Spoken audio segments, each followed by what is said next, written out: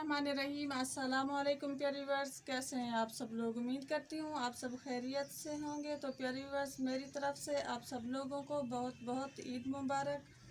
तो प्यारे व्यूअर्स, अभी जो है हमारा गोश्त जो है कुर्बानी का वो आ चुका है। पहली डिश जो हम रेसिपी बनाते हैं तो वो मैं अभी बना रही हूँ। आइए आप लोगों से भी शेयर करती हूँ। सबसे पहले हम इसमें पतीली में गोश्त डालेंगे।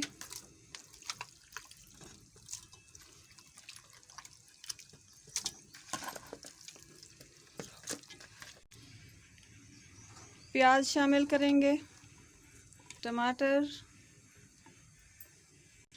हरी मिर्च, अदरक लहसुन का पेस्ट, 1 चम्मच नमक, आधा चम्मच हल्दी पाउडर, 1 खाने का चम्मच लाल मिर्च, 2 खाने के चम्मच खुश्क धनिया, आधा लीटर इसमें हम पानी शामिल कर लेंगे और इसे ढक देंगे।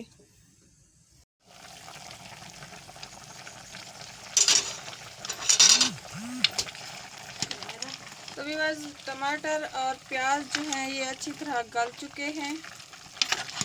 अब इसमें हम घी शामिल करेंगे, 2 चम्मच घी के शामिल करेंगे इसमें।